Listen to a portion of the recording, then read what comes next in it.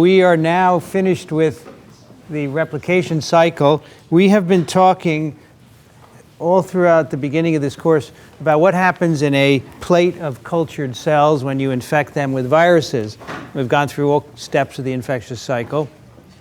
But of course, in the real world, viruses do not just infect plates of cells in the laboratory. They infect organisms of all sorts.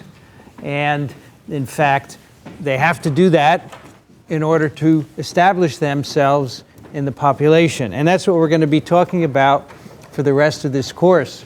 We're not quite at the halfway point, but it's a good dividing time. We're going to talk about viruses getting into organisms and causing diseases of various sorts. So we go from a plate of cells to an organism. We'll talk a lot about infections of humans, but infections of animals also will play a big role as well. Now this, if you found the first half of the course a bit difficult, it gets easier because the first half was mostly molecular biology, a lot of things you have to remember that may or may not make sense.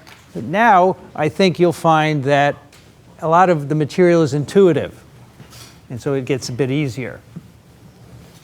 In the very beginning, my first words in lecture 1, we live and prosper in a cloud of viruses. And in fact, I told you also that there's so many virus infections that we sustain, but we're still quite healthy. Most infections, it turns out, have no consequence. You know, we're continually bombarded with viruses. We're full of them, but we're okay. And that's in part because we have a great immune system. But often, and there are many reasons why infections never get started when you encounter a virus. You may not get enough virus. You may make a good immune response against it. It may not be the right virus, et cetera, et cetera. And some of these things we'll talk about as we continue for the rest of this course. But even if a virus gets into you, enough viruses get into you and take hold and begin to replicate and in fact stimulate antibody or immune responses, many infections are what we call inapparent. This is a term you have to remember. An inapparent infection is one in which the virus is replicating inside of you, but you don't really have any symptoms. Or if you do, you can't really tell that they are the symptoms of any particular virus infection. And this is a really important concept in virology. Not all infections make you sick. So as an example, let's talk about West Nile virus. This is, I usually use this every year as an example, but this year it's pretty topical because West Nile virus is a flavivirus, and the flavi particle is shown there on the left. These are plus-stranded RNA virus with an envelope surrounding a capsid, and on the right, a vector of flaviviruses, the mosquito. So West Nile viruses are spread from person to person by mosquitoes. Now, before 1999, there was no West Nile virus in the United States. In fact, North and South America had no West Nile virus. It was confined to the other parts of the world where it had first been discovered actually in the West Nile district of Uganda. How about that? Which is where Zika virus was discovered in 1947 in the Zika forest. And I think this was about the same time as well. However, in 1999, this virus arrived in the United States. It arrived in New York City in August. It was a really hot summer, and suddenly people were finding dead birds here and there. In the Bronx Zoo, a lot of the birds died, and suddenly there were cases of a weird new disease. Turned out to be West Nile virus. It came in possibly on an airplane. Mosquitoes are known to take airplane flights, and they don't have to pay, which is criminal, I think. But they do. It has been documented that insects of various sorts, so this may have arrived on an airplane. We know this because the virus in New York City was identical in sequence to a virus that was circulating in Israel at the same time. So either an infected person or a mosquito. Mosquito's more interesting, right? This virus started spreading right across the US. By October, 1 million people in the US were infected. We know this because we did serological surveys. We took serum, blood, and then took the cells away and took what was left, the serum, and asked, are there antibodies to West Nile virus in those sera? and we know that a lot of people were infected, but illness developed in only 20% of infected people. This is a similar number to Zika virus. Only about 20% of people get the rash and fever of that infection. And a more serious complication with West Nile, the virus, in about 1% of people causes a neurological illness which has long-term consequences. It affects people's motor functions and cognition.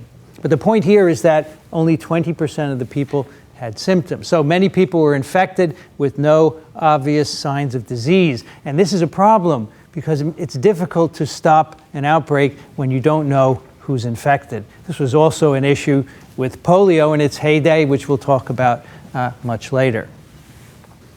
Here's just a map to show you this dramatic spread of West Nile, 1999, introduced into New York, and then slowly spreading throughout the eastern seaboard, the Midwest, and then throughout the whole country. And today, every state has had a case. It's also spread throughout Canada and South America as well. Now, maybe you're wondering whether Zika will do the same thing. I'll tell you later. Not today. That way you'll keep coming. So what we're going to talk about for the rest of the course involves viral pathogenesis. So pathogenesis is the process of making disease. It can be viral pathogenesis, it can be bacterial, or can be caused by other things, by toxins or whatever. But we will talk about how viruses cause disease. And I want you to remember, there are two causes of viral pathogenesis. There is what the virus does, and we have seen in cell culture that viruses can kill cells and alter them, right? So some of that has effects on the host. The virus kills cells in you. Polio kills motor neurons, and you get paralyzed. But that's not the only effect of a virus on pathogenesis. It's actually the host. Many of the symptoms you get of infections with viruses are actually caused by your immune response. You've heard the term flu-like illness, fever, chills, sore throat. Many viruses can cause this. It's caused mainly by interferon being released in response to virus infection. So many viruses can cause a flu-like illness. Really important point. Maybe up until now you've thought that viruses are doing all the bad things to you. But in fact, your immune response is essential, of course, but it's not perfect in that it has consequences. There's cell damage, there are chemicals that are produced that cause part of the pathogenesis. So just remember that. We will touch on that over and over again throughout the rest of the course. And these are some of the questions that we try and answer when we study viral pathogenesis. This has been the focus of work in my laboratory for many years, as well as many, many other people. I would say now in virology, the main focus in research is on pathogenesis. What we talked about in the first 11 lectures was largely studies in cell culture. That still goes on, but this pathogenesis is more and more followed because it has many direct results on improving human health. How does the virus get in the host? Not just in a cell. How does it get in you? What's the initial host response? Where does the virus first replicate? How does it spread elsewhere in the host? What organs and what tissues are infected? Is the infection cleared, or does the virus stay with you forever? And we talked earlier about how some infections you get, the herpes viruses, for example, never leave you. So we want to distinguish that. And how is the virus transmitted to other hosts? These are fundamental questions which inform you if you want to make vaccines or antivirals. You have to know the answers to these questions. And they can help you rapidly understand any new viruses that arise. A great example of what an absence of this knowledge does, poliovirus was first isolated in 1908. And within a few years, people were saying, we will have a vaccine any day now. But a vaccine was not introduced until 1955 because we didn't know the most fundamental things about the virus. For example, we didn't know there were 3 serotypes. People thought there was one, and they made a vaccine against one. And so, of course, there was still polio caused by the other 2 serotypes. We didn't find that out until 1950s. So you need to know basic virology in order to treat and prevent diseases. There are 3 requirements for a successful virus infection. You have to have enough virus. Enough virus has to be delivered to the right place. You have to inhale enough influenza virus to start an infection in your upper respiratory tract. If a mosquito bites you, it has to give you enough virus. Now, what enough is hard to tell because we can't infect people to learn that number. We have to make observations. But we do know if you don't acquire enough virus, it's rapidly cleared and you don't get efficient replication. Another requirement is that wherever the virus comes in, whether it be inhaling or eating food or injection by a vector, the cells that it encounters have to be accessible, so they can't be physically removed from the virus, and they have to be susceptible and permissive. Remember those two words. They have to have receptors, and the interior has to be permissive for virus infection. If a virus goes in the wrong place, that's the end. It's not going to replicate. And finally, local antiviral defenses have to be either initially absent or overcome by viral proteins. And you'll see later on when we talk about antagonism of defenses by viruses that there are many ways that viruses can overcome initial host defenses. But in some parts of our body, there are not very good defenses anyway, and virus infections may take hold. All right, so let's talk first about how viruses get in a host in general terms. We have a limited number of ways that viruses get in us. We're not all that physically complicated. We have a lot of skin. It's our biggest organ. It covers our body, so viruses can get in there through bites of insects or dogs or scratches of various sorts. We have a series of tubes basically running throughout our body, the respiratory tract and the alimentary tract, which are lined with live cells. They are exposed to the environment because you have to take in gases and get rid of gases. You have to absorb food and excrete waste. And so we're vulnerable. Those areas are vulnerable to virus infection. And we have the respiratory tract, the alimentary tract, and the urogenital tract as well. So not a lot of ways to get in, but it really covers everything that we have. So let's take a look at some of these in some detail. Now, the skin is your biggest organ, and it has several layers which are important. You can see here there is an epidermis at the top, which is composed of a couple of layers, and this epidermis doesn't have any blood cells, blood vessels or lymph vessels at all. It's just a layer, it's multiple layers of cells. And importantly, the very outer layer, the stratum corneum, is actually dead. It's a couple layers of cells. They don't have any nuclei. They're not replicating. They are dead. And they're destined to fall off of you. And you're constantly shedding these cells. But this is a great defense, because if viruses simply fall on your skin, they cannot replicate on the outer layer because it's dead. Just think of it. It's a great defense. There are also other defenses on the outer layer. The pH is low because of your commensal bacteria that live on your skin. And no matter how much you wash, you always have these microbiota on your skin. They're making a variety of antiviral peptides, and they also keep the pH low to prevent infection. Really, really brilliant design. So the outer layer is dead, and in fact, if you go into a room and there's dust on furniture, most of that is human skin. In your car, if you have black upholstery and it gets dusty, that's your skin falling off. It is everywhere. It's not magically appearing dirt or something. It's human skin, which is everywhere. It's floating in this room. You're inhaling it, and this is actually the way some viruses are spread from one person to another. They replicate in the lower layers, and these cells move up to the top. The cells die, and then the viruses are released in the dust that is in every room. And in locker rooms or that sort of thing where there are communal showers, the floor is covered with your foot, the skin from your feet. And these are how wart-causing viruses spread from one person to another. If you have little abrasions in the bottom of your feet, you'll pick them up.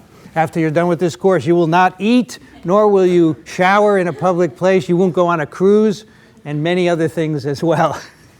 Okay, below the upper dead layer, then we have living cells where viruses can replicate. And then below the epidermis, we have the dermis, which is full of blood vessels and lymph capillaries, lymph vessels, and immune cells like macrophages. So here, viruses can replicate quite well and they can spread elsewhere. And then we have a layer of fat underneath it. Now, on the bottom is a picture of a mosquito biting someone. Now, when a mosquito bites you, the proboscis goes through the epidermis into the dermis. And that's where the mosquito is trying to draw blood. And at the same time, will deposit some viruses.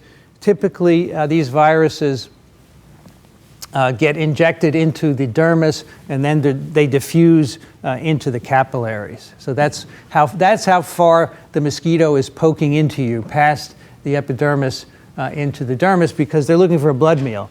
And you know, of course, that only female mosquitoes drink blood, right? The men don't drink blood because they don't need to make eggs. Only females drink it to make their eggs.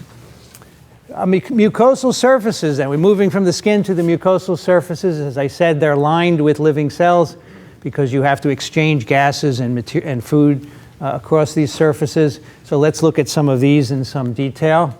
The respiratory tract. You breathe about 6 liters of air a minute from your nose and mouth all the way down into your alveoli. There are many alveoli down at the lower tract, and there you have gas exchange. So you're sampling the air continuously around you. Now, unfortunately, you can't stop breathing because you need to be able to do that. But you're pulling in what's ever in the air. And just think, the air is full of viruses. But most of the time you're well because the respiratory tract is pretty well defended.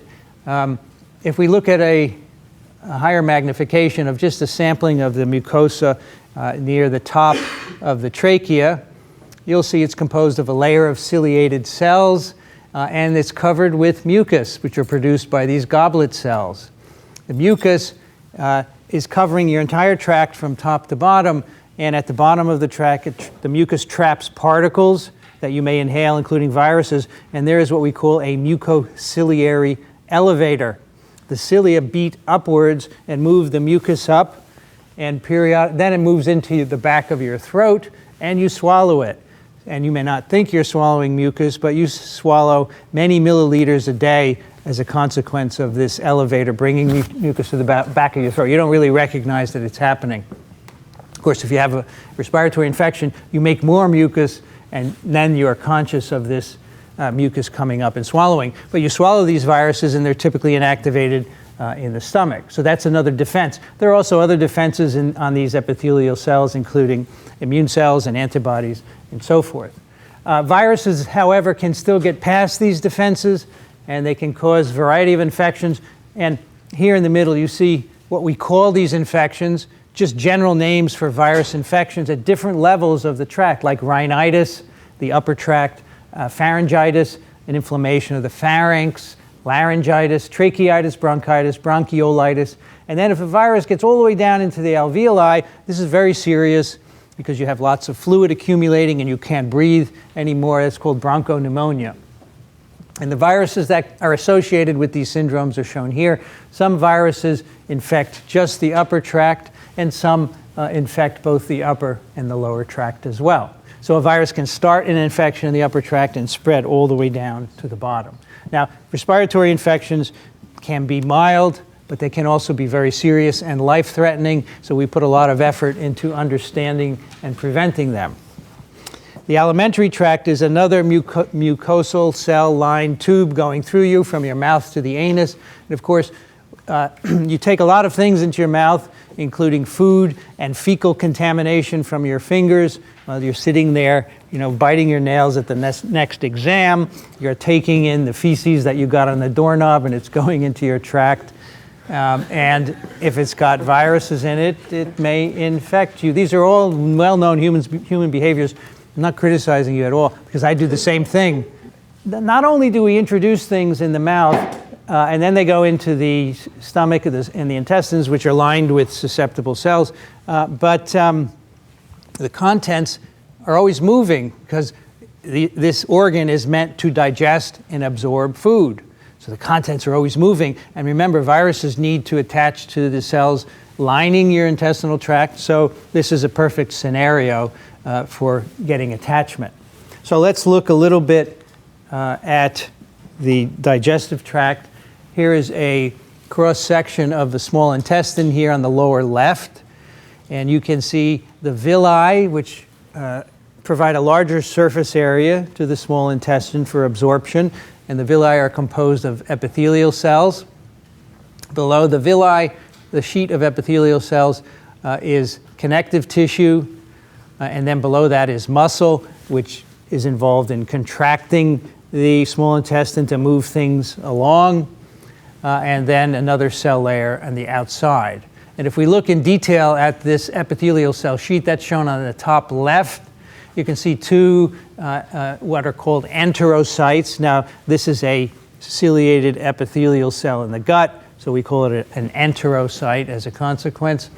And every now and then, between these enterocytes, you find a very specialized cell called an M cell.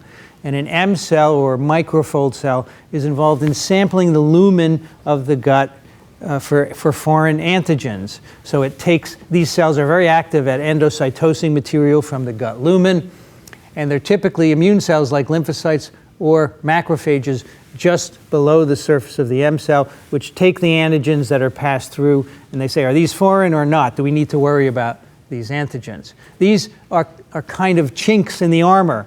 The cells are very thin here. If you look on the upper right, this is an electron micrograph of an M cell, right? It's labeled M cell there, and you can see the enterocyte on either side. So the M cell is very thin, and it needs to be thin so that material can be passed through from the lumen of the gut to the immune cells, but that's also a vulnerability. Many viruses attach to M cells and get right through them and infect underlying tissues. Now here's something that I like to say. These tissues, the gut tract and the respiratory tract, even though they're deep within you, they have direct contact with the outside world. They're exposed, and that's how viruses can get into them.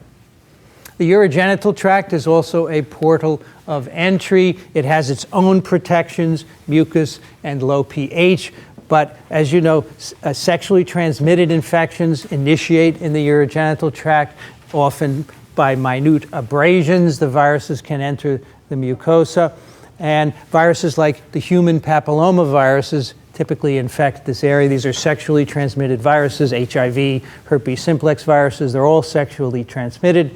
The HPVs produce local lesions. They produce anogenital warts and may also proceed to cancer as well. So we actually have an HPV vaccine now which prevents that sort of cancer. But those viruses remain localized, and this is a pattern that we'll be looking at in a moment. Other viruses infect the urogenital tract and spread elsewhere to cause systemic infection. The eye is also a portal of entry, a little less common than the others. I would say among all the infections we've talked about so far, all the portals of entry, the respiratory tract is probably the most common for virus entry. But viruses can get in the eye as well. Again, it's an exposed membrane. You have to be able to see. You have this cornea and a very thin membrane on top of it. So I've put red asterisks by the two places where viruses can get in.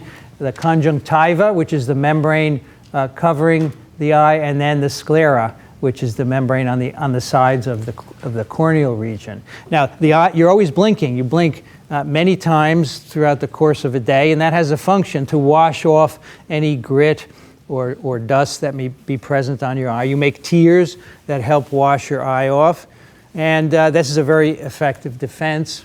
But occasionally, virus can infect these tissues, and here on the right is one of the consequences of a virus infection. It's called a subconjunctival bleed. The conjunctival membranes are on the surface around your cornea, and viruses can get in there and replicate. And in this case, they're replicating in capillaries, in the endothelial cells that make up the capillaries, and they break, and you get this bleeding, very typical of certain eye infections. Now, so you may be swimming in a hot tub that is improperly sanitized. It doesn't have enough chlorine in it to inactivate the viruses. You get them in the eye, you rub your eye, and you scratch the virus into your sclera or conjunctival membranes, and these kinds of infections can result.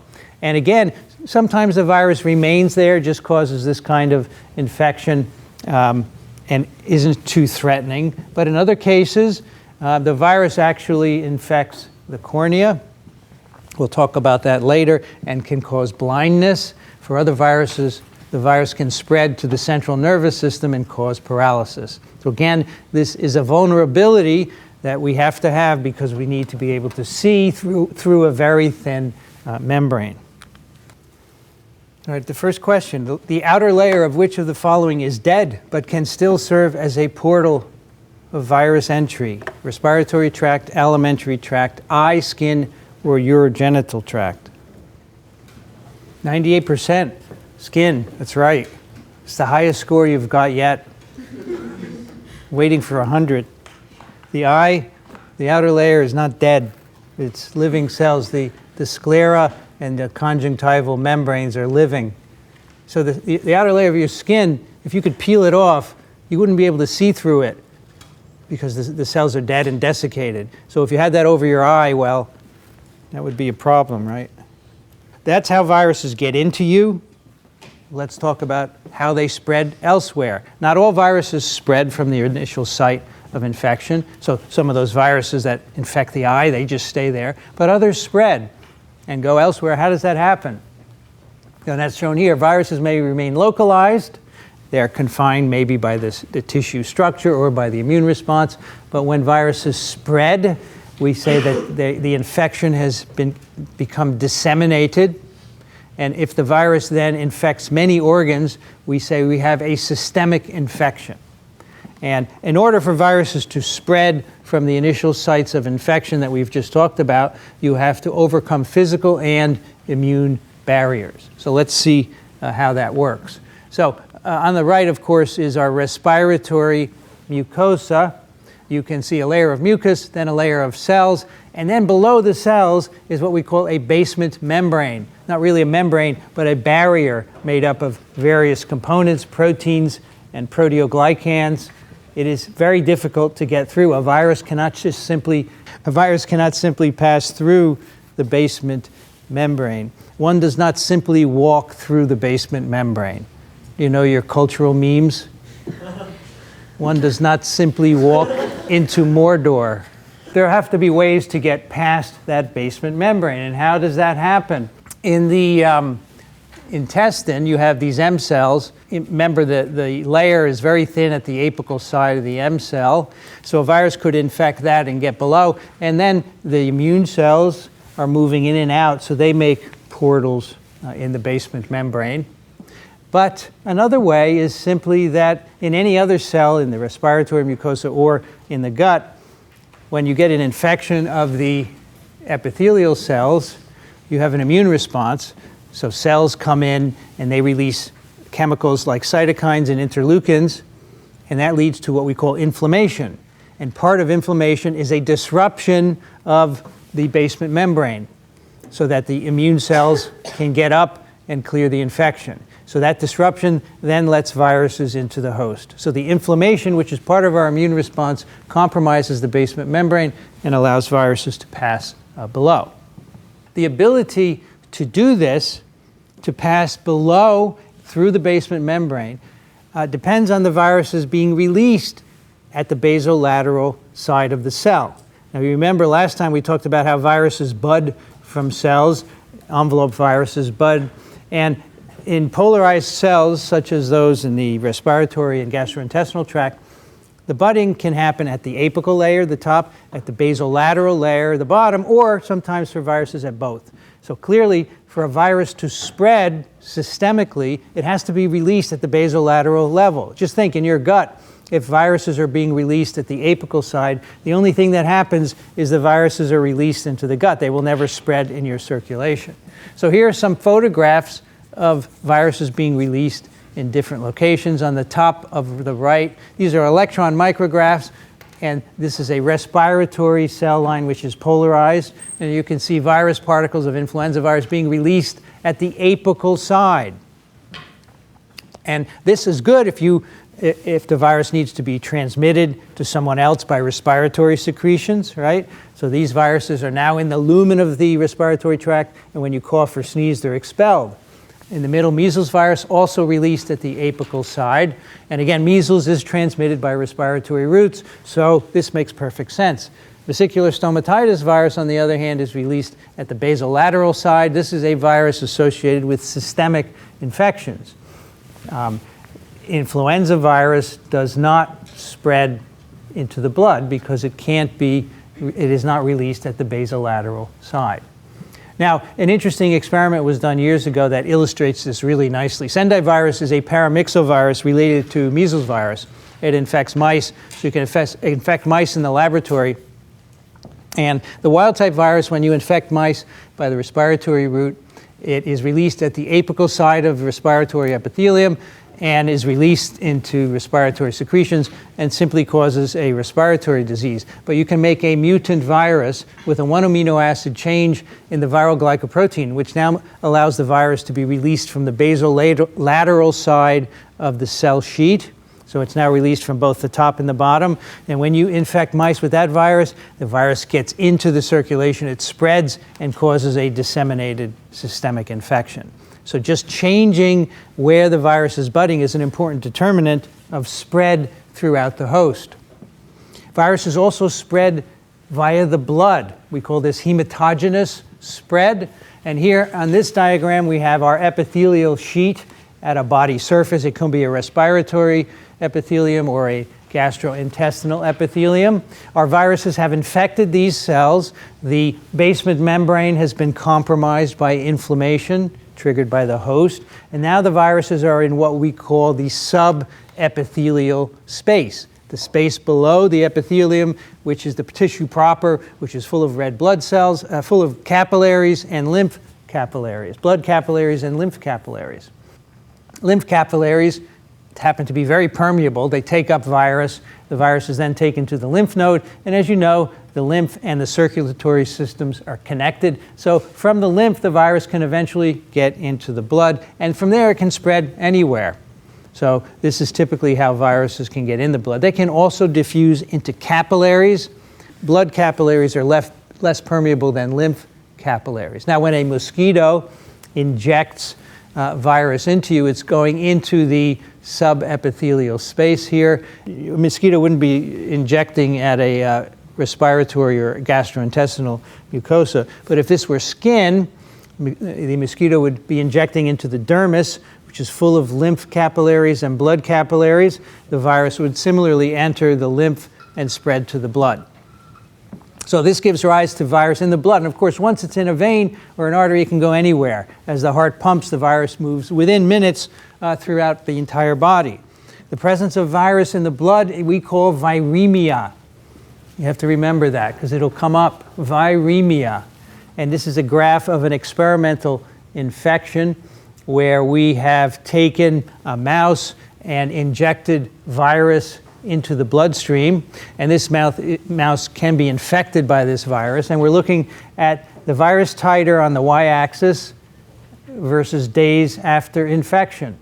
So at day 0, the day that you have injected virus into the mice, if you sample some of the blood, you immediately see a spike of virus. That's simply the inoculum. What you put in, you're now detecting. It's circulating throughout the animal. We call this a passive viremia, because it's a result of the injection. Then a few days later, in this case day 2, we have a primary viremia. This is virus released into the blood by replication at the site of inoculation. We have injected, say, virus into the tail vein, and in the surrounding tissues, now the virus is replicating, and that virus goes in the blood, you get a primary viremia. And then a few days later, you get a more substantial secondary viremia. So after the primary viremia, the virus has been brought to other tissues distal from the site of inoculation, spleen, liver, heart, whatever it may be. Virus replicates there. That virus goes into the blood, and you get this burst of secondary viremia. So we see this typically, this pattern in virus infections of humans. We don't, of course, see a passive viremia because we don't inject people with viruses, but we certainly see primary and secondary viremias. Yes? Why is the primary so much lower than the passive?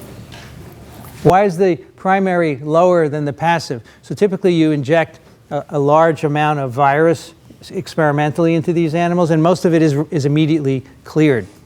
the circulatory system, the first organ the blood will go through is the liver, which filters out most of the virus particles. It's very good at doing that, so you end up with much less. And that's why if you just injected a few PFU, you would never get infected because they would be cleared.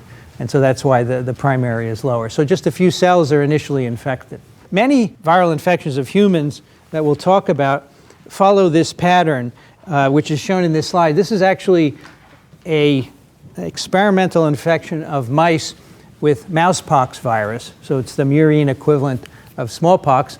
These experiments were done many years ago by an Australian virologist, Frank Fenner.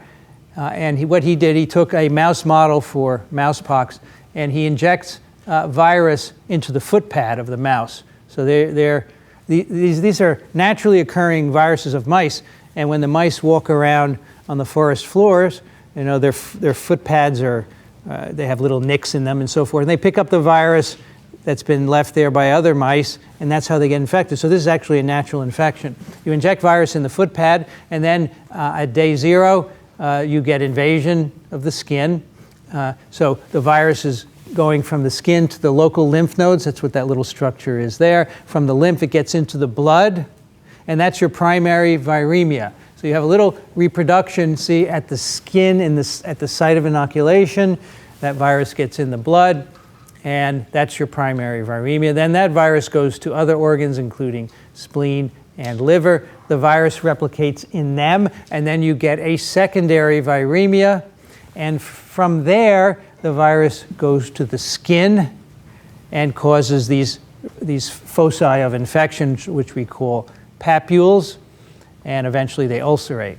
So a very nice illustration, and you'll see later when we talk about some human infections, similar patterns occur. Replication at the site of entry, primary viremia, seeding of other organs, secondary viremia, and movement of the virus to another target site, in this case, the skin. So here's a summary slide which gives you information on many different virus infections. I don't want you to memorize any of these, but I want you to look at the overall pattern and understand the principles going on. So in many virus infections, we have virus infection at some kind of a cell sheet. It can be a respiratory tract or a gastrointestinal mucosa. Virus can replicate there and be shed from the initial site of infection, can move into the bloodstream via the lymph node, as we have said, and from there, the primary viremia brings the virus to different sites of reproduction, and the site depends on the virus. It can be any of these or all of these tissues. You have a secondary viremia, and here you can have also shedding, but for certain viruses, and then the secondary viremia targets different organs depending on the virus. So for example, polyomaviruses would go to the kidney, polioviruses would go to the brain, and so forth. And at some point, of course, you need to have transmission to other hosts, and this typically happens at the end of this infection. We'll talk about that in a moment. In the mouse model, we saw the secondary viremia bringing virus to the skin and the formation of those lesions on the mouse skin. But in human infections, we have many rashes associated with them as well. And these are just some of the skin rashes that we know about. And again, many of these are viruses that enter at one portal and end up at the skin. So for example, Coxsackie virus infects via mucosal respiratory membranes, establishes a viremia, and ends up causing a rash on the skin. And we distinguish different kinds of rashes. Here are two kinds, maculopapular and vesicular. You can probably guess which is the vesicular rash on the bottom. That's this one on the right, where the rash is raised and full of fluids. Maculopapular are the flattened reddish rashes on the left. And viruses typically cause different kinds of rashes. Measles virus is a virus you acquire by inhaling respiratory aerosols, and that establishes a viremia and gets the virus to your skin. You get a rash from that as well. Parvoviruses, rubella virus, varicella zoster virus, and this year I added Zika virus, which is also associated with a maculopapular rash. But again, in only 20% of people who are infected. Now, an interesting issue here, talking about Zika virus and the association with microcephaly and congenital birth defects, rubella virus which causes a childhood infection called German measles. It's a rash infection, typically benign, but if a pregnant mother is infected in the first trimester, there is a very good chance of giving birth to a baby with a variety of congenital birth defects, including microcephaly and other issues as well. And for that reason, this was recognized in the 40s.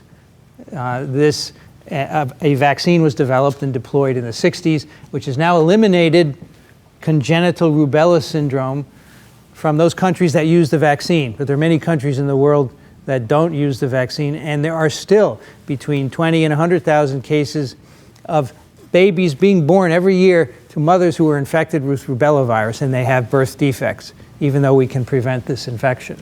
So the moral is, or the lesson is, you may have a vaccine and everyone is clamoring for a Zika vaccine, and you should certainly have one, but you have to use it in order for it to be effective. So Zika virus, and we'll talk about Zika virus later, but Zika virus is transmitted by mosquitoes. It most assuredly sets up a viremia, and the virus reaches your skin, from where it then causes the rash. Next question. In general, secondary viremia is a consequence of which of the following events? Replication in the bloodstream, replication at the original site of entry, replication in organs distal to the site of entry, replication in lymph nodes, or all of the above. So we have a little confusion. We've got some people believe all of the above, and some people believe C, which is the correct answer, replication in organs distal to the site of entry. Primary viremia, replication at the site of entry, virus gets into the blood, then that goes to other organs, the virus replicates there, and they release virus to give you the secondary viremia. Now, some of you think it's all of the above. The secondary viremia, I emphasize that it's not replication at the original site, that's primary viremia. So none of you got that, which is good, but buried in all of the above would be that. It's not replication in lymph nodes or the bloodstream, although you could say, well, maybe lymph nodes distal to the site of entry. Okay, so that's possible, so we would give you that, but it's certainly not this, so it can't be all of the above as a consequence, yeah. Don't all of these have to occur, though, in order to have?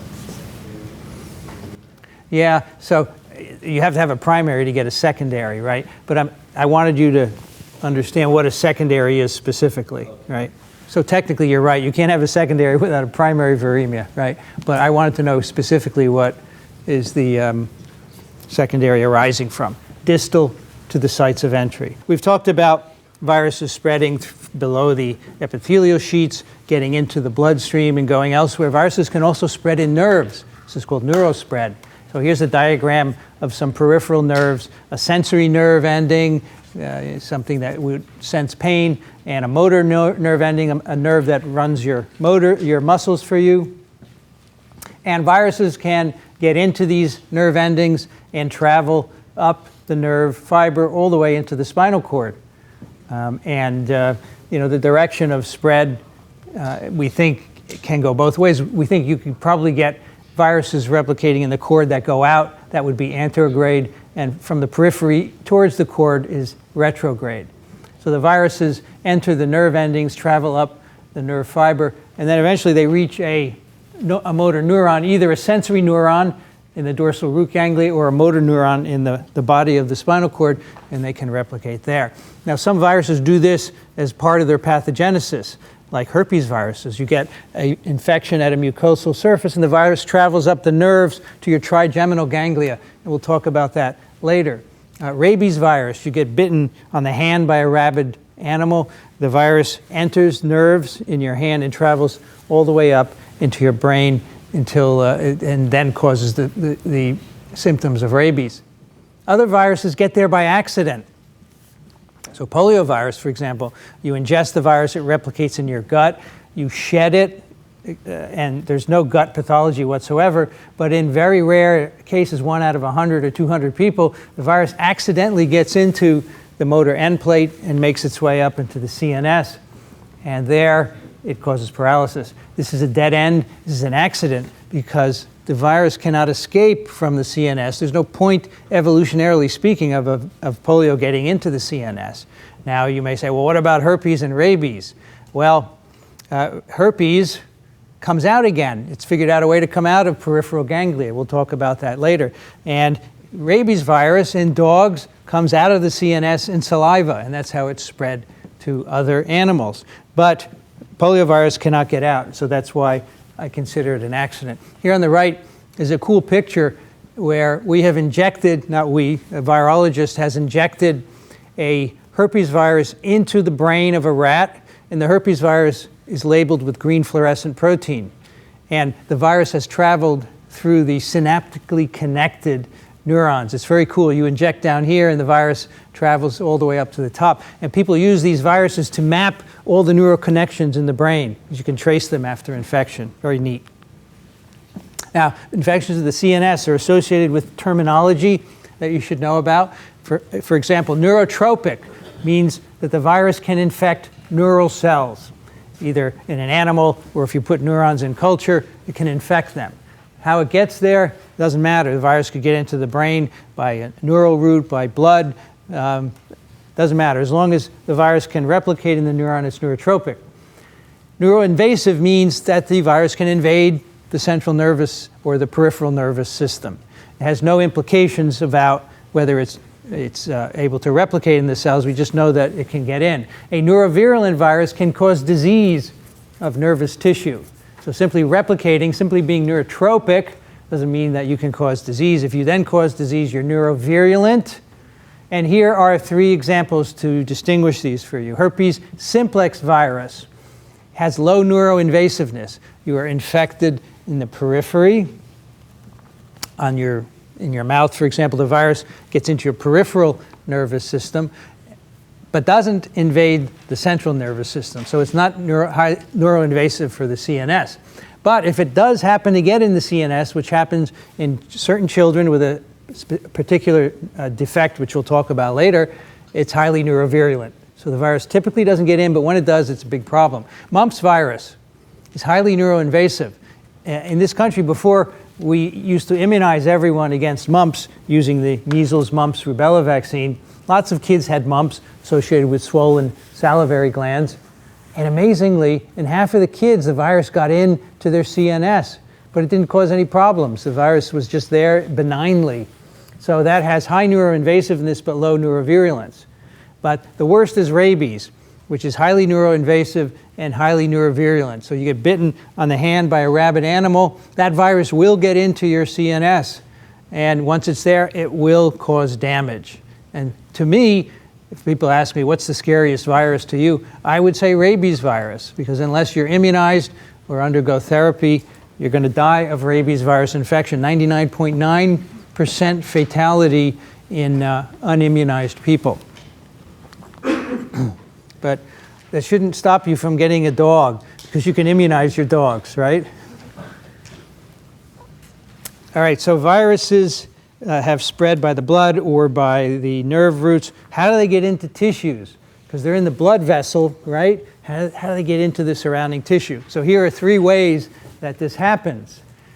Blood vessels aren't perfect. They vary in their porosity to different extents. On the left is the most extreme, a capillary in CNS, connective tissue, skeletal, and cardiac muscle. It's very tight. It's protected. You have, of course, the capillary is made of an endothelial cell sheet, and there's one cell with the nucleus there, and they're all joined together and lined up to make a tube, right? Individual cells make up this tube. And around these capillaries and these tissues, there's a basement membrane. So it's very hard for viruses to get through this. In the middle is a capillary typical of kidney, pancreas, and the digestive tract, where you can see there are pores between the endothelial cells that make up the capillary. There's still a basement membrane, though, so this is a little easier to get through, but still not a piece of cake. But on the right is what we find in tissues like the liver, where you have no basement membrane, and the vessels are actually sort of just sinusoids formed by a few cells lining these tubes. And it's very easy for viruses to get out in these tissues like liver. Now, this is one of the reasons why liver is so good at filtering. Often these cells are actually macrophages lining these sinusoids, because they're not blood vessels proper, right? They're just portals running through the liver, and the macrophages can get rid of most viruses. So let's look at a particular way of invasion in the brain. You've heard of the blood-brain barrier, no doubt. I call it a blood-brain junction. It's not easy for things to get from the blood into the brain, particularly viruses, but some can do it. And once they're there, they cause havoc. So here's a capillary in the brain. And from the previous slide, you know that there are tight junctions between the endothelial cells that make up the capillary. There's a tight basement membrane around it. But still, some viruses can get through. They can infect the endothelial cells. You get inflammation, the basement membrane is compromised, the virus can get through. Sometimes you can infect a lymphocyte or a monocyte. These cells are actually very good at passing through the endothelial cell junctions and the basement membrane. There's a process called diapedesis where they're able to go in and out because they need to be trafficking, and if there happens to be a virus in them, which can happen, in the case of HIV, for example, the virus can go with them. So despite having this junction, which prevents most infections, it's a very well protected area, the CNS, still some viruses can overcome it. Fortunately, not that many. So here's the overall pattern of the CNS, how viruses get in. We'll be talking about CNS viral infections later. Viruses can get in via nerve transport. So if a virus gets in a peripheral nerve ending, it's got a free ride right into the brain because it's in the nerve cell proper. So getting in at the periphery is one way to overcome the junction. If you are in blood vessels, it's a little harder, but not impossible. For example, there are blood vessels, such as those shown here, cerebral blood vessels, and viruses can get across them using mechanisms that we just talked about. Same thing for blood vessels in the meninges. Viruses can escape them and replicate in the meninges or in the cerebrum itself. And blood vessels in the choroid plexus. The choroid plexus is a structure in the center of the CNS that's responsible for the production of cerebrospinal fluid that then permeates the brain and the spinal cord. And this choroid plexus is lined with pretty permeable cells so that the CSF can get in and out, and that allows the viruses to get out from these blood vessels into the surrounding tissues. So a number of ways that viruses can enter the central nervous system. Now, once viruses have crossed from capillaries into tissues, not just brain and spinal cord, we've used that as a particular example because it has a good barrier, but kidney, stomach, liver, heart, whatever the tissue is the virus is going to replicate. What determines whether the virus is going to replicate everywhere or in restricted tissues? That property is called tropism, tissue tropism, the pattern of tissues infected by a particular virus. So we talk about neurotropic viruses, which can infect neural cells, hepatotropic viruses, which infect liver, enterotropic, for example. So some viruses have a very restricted pattern of tropism. And of course, we'd like to know why that is. What prevents a virus from replicating in other tissues? Maybe that can inform us for therapeutic options. So viruses can have limited tropism, like a hepatotropic virus that only replicates in the liver, or they can be pantropic. They can replicate everywhere, and that, of course, is a more serious infection. Ebola virus is an example of a pantropic virus that will replicate in nearly every tissue. We want to know what determines tropism, as I said, and some of the determinants include susceptibility, whether or not there's a receptor or not on the surface of the cell. Of course, if a liver cell doesn't have a poliovirus receptor, the virus will not replicate in it. Even though the virus is in the blood and getting into the liver tissue, no receptor, no replication. Similarly, permissivity. All those steps in the cell that happen after receptor-mediated entry, the mRNA synthesis, protein synthesis, transcription, DNA replication, those may be limited in certain cell types. Maybe a cell doesn't have a transcription factor for a specific virus, so that will limit the tropism of the virus. And immune defenses also limit the tropism as well, and we'll talk about some of those later on. So here's one example, one specific example of tropism that we have visited before. It was last time, and we'll visit again when we talk about influenza. And this involves cleavage of the hemagglutinin. So at the top is the line diagram of the hemagglutinin protein. Remember, that is one of the glycoproteins inserted into the membrane of influenza virus. It's needed for attachment to the cell receptor, and then it's needed for fusion. It contains the fusion peptide, which is shown in green, which inserts into the endosome membrane, and as the pH drops, it catalyzes fusion so the viral genome can get out. In order for the fusion peptide to work, the HA has to be cleaved right before the N-terminus, that little orange arrow. It has to be cleaved by a protease, an enzyme that cleaves proteins, to free up the N-terminal fusion protein so then it can swing up into the endosome membrane.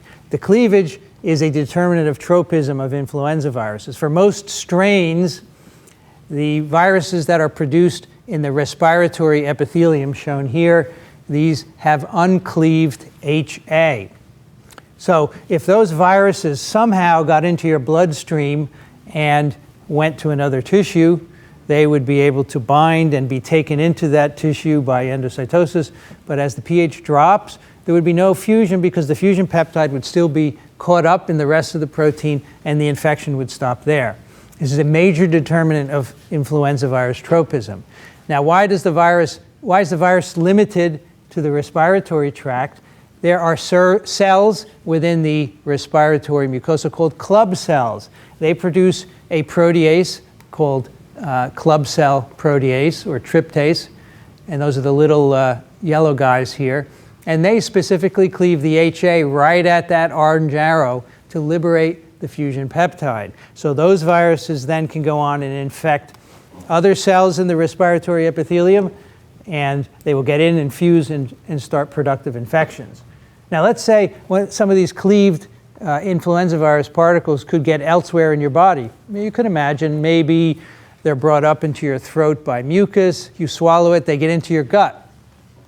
Let's say they could infect a gut epithelial cell. They've got cleaved HA, so they should be able to release their genome. It should be able to replicate. Those cells will make a crop of influenza virus particles, but the HA will not be cleaved. So there will be limited replication in the gut because the right protease isn't there. Now, the rub is certain avian influenza viruses like H5N1. As I said before, the reservoir of influenza viruses is birds.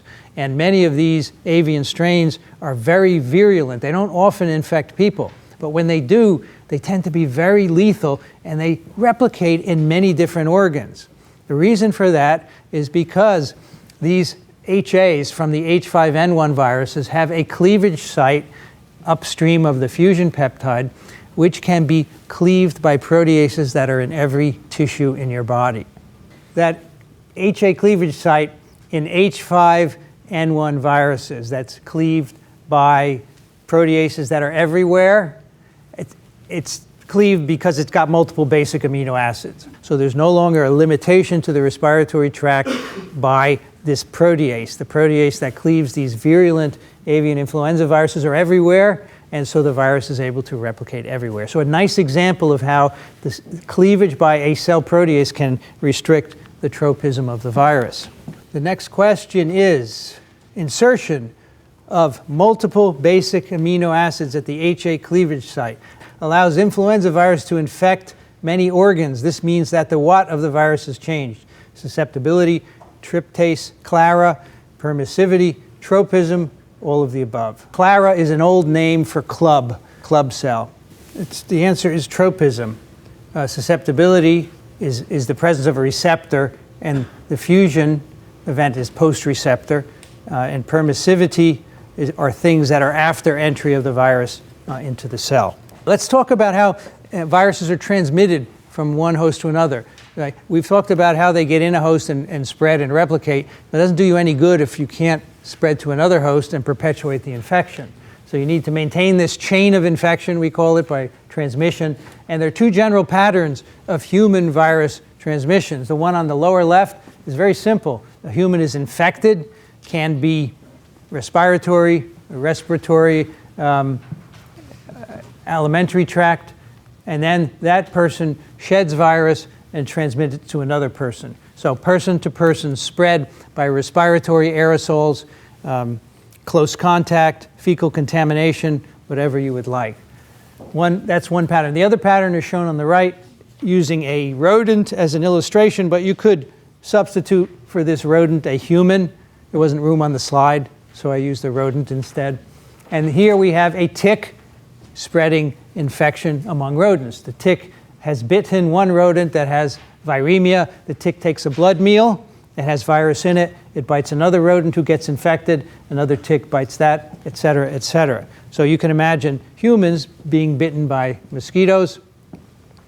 They can pick up a blood meal full of virus and transmit it to another human. Sometimes there's an animal in between. So the mosquito bites an animal, gets virus, then bites a human.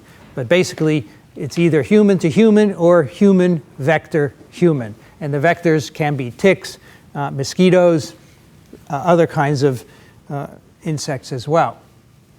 When we talk about transmission, sometimes these terms will come up, so I want you to know what we're talking about. Horizontal transmission is between members of the same species. So if I give you influenza by expelling the virus in my aerosols during this lecture, that's horizontal transmission. If you go in the woods and you get infected by Zika virus from a monkey, that's a zoonotic infection. An animal, it's a different species. Okay, so you may think they're all horizontal, but we like to distinguish human to human or the same species to the same species as horizontal. When it's a different species, we call it a zoonotic infection. So Ebola virus infections are initially zoonotic infections. They come from some animal, a bat or bushmeat. They infect people, and then they spread through the population. Iatrogenic is when you get infected because a healthcare worker infects you. Not good, but it happens all the time. In hospitals, nurses and doctors are always infecting patients with methicillin-resistant Staph aureus with which they are colonized. Nosocomial is when you get infected in a hospital, and that happens way too often as well. Vertical transmission between parent and offspring. So you have a baby and you kiss your baby, but you happen to have a fever sore. You give your baby herpes. That's vertical transmission. Or at birth, the blood from the mother may contaminate the baby and infect the baby. If she has HIV, for example, then the baby will be infected. So we call that perinatal at birth because it involves blood, but it's also vertical transmission. And finally, germline transmission. All these retroviruses that we give to our offspring, they're transmitted as part of our genomes. These top ones, the top four, involve spread of virus particles from one individual to another. The last one, of course, there's no virus particle involved. You're just giving the DNA of this virus to someone else. Now, in humans, the retroviruses do not produce particles that are infectious, but in other animals, they do. To spread infection, you have to shed virus, and you can do that at many of the portals at which you're infected: the respiratory tract, secretions, mucosal shedding, skin lesions. The rashes can have virus in them. The blood, if it contains virus, can be a source. If you are scratched and you contact someone else, you can transmit infection. The blood supply needs to be checked to make sure we don't spread viruses in it. Urine, semen, and feces can all contain various viruses. And of course, you can also get infection with insect vectors, where the virus is not actually being shed, it's being picked up by the vector, and germline transmission, which doesn't involve shedding as well.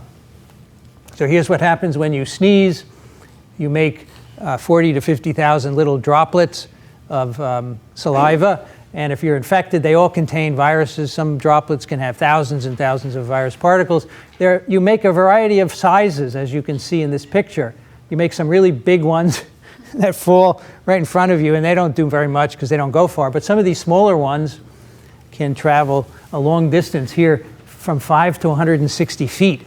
So if I had measles in the old days, I would be exhaling it, and you guys in the back would be infected, as well as everybody in between. But we're all immunized, so this is not a problem.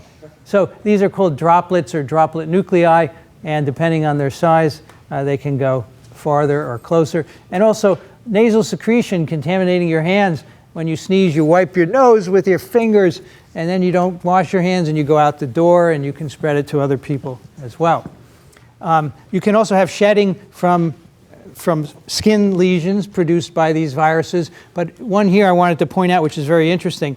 We don't have smallpox in the world anymore because it's been eradicated, but the military is still immunized against smallpox in case of its use as a biological weapon.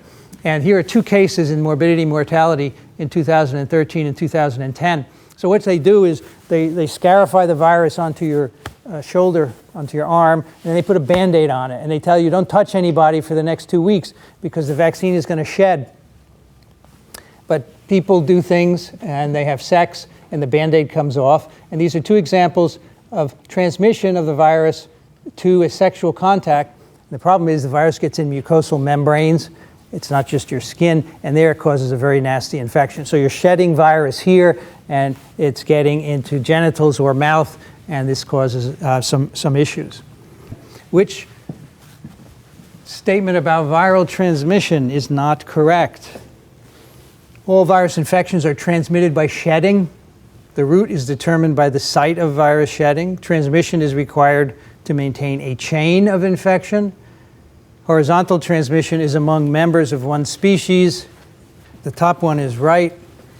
All infections, that's wrong. All infections are transmitted by shedding. Germline transmission, for example, is not shed, or mosquito vector-borne transmission is not shedding. Shedding is release of virus from the body. All right, two final things I want to talk about in terms of how they influence infection. It turns out that infections are highly influenced by geography and season. Geography, which may restrict a vector that is needed to spread the virus, or an animal reservoir. And to illustrate this, I want to tell you a little bit about chikungunya virus. It is a toga virus that has recently emerged to spread globally. Envelope virus with a capsid and a plus-stranded RNA. It is spread by Aedes aegypti mosquitoes, similar to Zika virus. This virus infects you, you get rash, fever, and joint pains. Not a terribly serious infection, but there seem to be some long-term sequelae. Now, originally, the virus was found in parts of Africa and Asia, never found in Europe or the US. In 2004, outbreaks started to spread from Kenya to India, and then from there to parts of Europe, and since then in the Western Hemisphere as well. What happened is that the virus became adapted to a new mosquito, Aedes albopictus, the Asian tiger mosquito.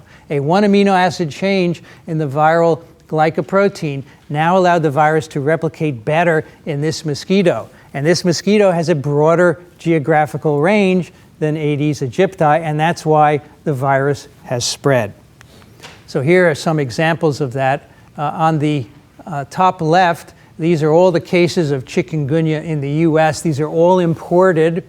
It hasn't spread from person to person in the US yet, 679 cases since 2006. The map of the US on the right, which you can barely see, shows you the range of Aedes albopictus. It goes through much of the eastern seaboard all the way up to and including New York and New Jersey, as far west as Texas. The range of Aedes aegypti is much less in the US. Now, as temperatures warm globally, and yes, climate change is real, it does happen. This is what's going to happen to the range of the mosquito. So here we have before 2011, this is the range of Aedes albopictus, and you see with increasing future years, these are predictions, the mosquito is going to move higher and higher into Europe, and there's probably going to be more chikungunya there as well. So a nice example of how geography controls a distribution of a virus through the vector, and how climate change is going to increase it. This is going to happen for all infectious diseases spread by mosquitoes. The last example I want to tell you is how season controls viral infections. On the upper left, rubella outbreaks in the US pre-vaccine had a distinct seasonality. You can see the numbers of cases with specific months in the year. Influenza happens in cold months here in temperate climates. You can see these are numbers of cases, hardly anything throughout the summer, but in the winter months you see spikes of cases. Same thing with poliovirus. And interestingly, the latitude had an effect as well as the year. So you can see in Anchorage, Alaska, polio peaked in September and October. But in Australia, it peaked in March and April. For the most part, we have no clue about what controls seasonality of infections. This is obviously something we need to work on very much, but it's quite clear that in some way, season, whether it be heat, humidity, or other factors, does control infections.